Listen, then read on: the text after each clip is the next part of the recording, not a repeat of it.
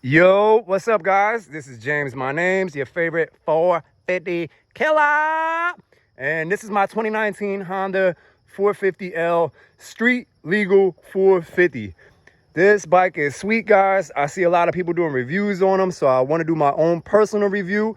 I've been riding 450s forever, guys. I'm used to riding MX 450s on the street, so I think I have a valid opinion of the 450L and how it compares.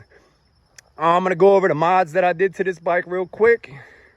We got the 12 o'clock Labs integrated tail light, Graves titanium exhaust. We got the Shinko 705 tires, and this bike is equipped with the Vortex ECU, Thrill Seeker seat cover.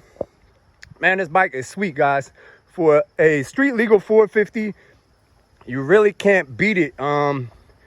I prefer this bike over the KTM because the KTM has a hydraulic clutch. I don't like hydraulic clutches, and I just like Hondas better, to be honest. Honda's known for their reliability. A couple guys have these bikes with over 50,000 miles on them already with no issues. So we'll start her up real quick so you guys can hear the exhaust.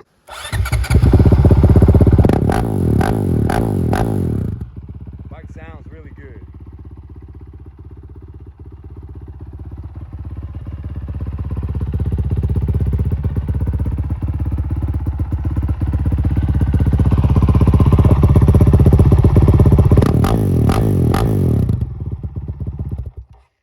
Like I said, guys, this is my own personal bike. It has 1,322 miles on it.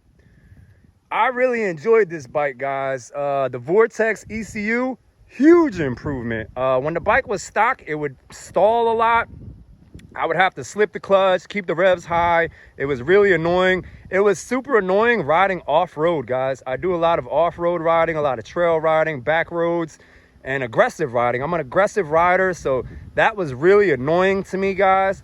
This bike definitely needs the Vortex ECU. I also got the Graves titanium slip-on exhaust. That was also another huge improvement, and it also saved like almost 20 pounds of weight. The only other thing I don't like about the bike is the 18-inch rear wheel. I really don't like the 18-inch rear wheel because I feel like the bike sits down low in the back a little bit. I stiffen the suspension all the way up. That's how I like my bikes. I do mostly, stunts on my bike. I wheelie, so that's how I like my bike set up. The 6-speed is nice, guys, but this isn't a YZ125. Like, it really does not need a 6-speed. To me, the 6-speed was kind of annoying because the gears are short and I would have to shift a lot. I prefer the 5-speed on the MX 450 bikes. The 6 gear is nice if you're, on the highway, but let's be honest, guys, this bike stinks on the highway. Like, it's a back road bike, trail bike, good bike to just mob around the house, go on rides with if that's your thing.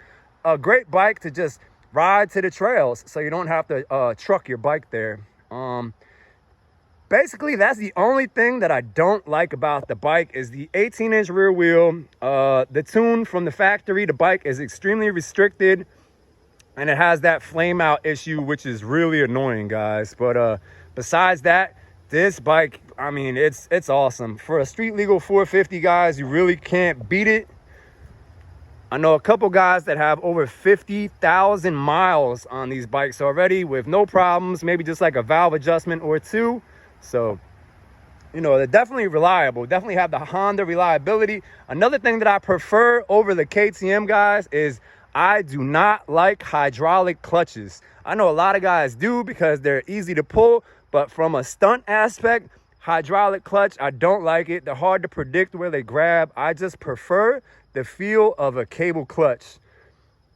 To me, like, the cable is way better, guys. So if anybody's wondering, considering picking up a 450L, man, pull the trigger. It's a great bike. I ain't gonna lie, guys. I'm not gonna sit here and knock the bike. Everybody's like, oh, these bikes stink because they're restricted from the factory and you gotta get the ECU and exhaust. But most newer bikes are like that, guys. Look at the Suzuki DRZ. The DRZ, they can't update that bike because it's grandfathered in. They basically can't make it more modern because it won't pass emissions. It's really hard to pass emissions these days, especially on a bike like this. So I understand that Honda had to detune it from the factory, but they could have fixed that flame out issue. That shit's really annoying.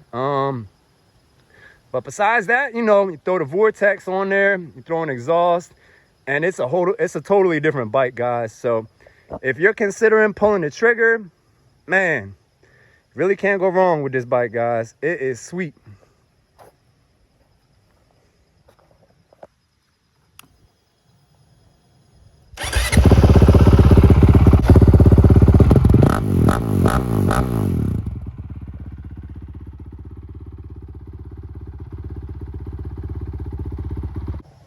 So I hope you guys enjoyed the video. Once again, the mods that I did to my bike, if anybody's wondering, I switched the side panels from white to red. I felt like the red looked a lot better. Upgraded the tires, Vortex ECU, Graves titanium slip-on exhaust. Got the 12 o'clock labs integrated taillight, which was super expensive, by the way. I wasn't expecting that. It was like 250 bucks just for the taillight.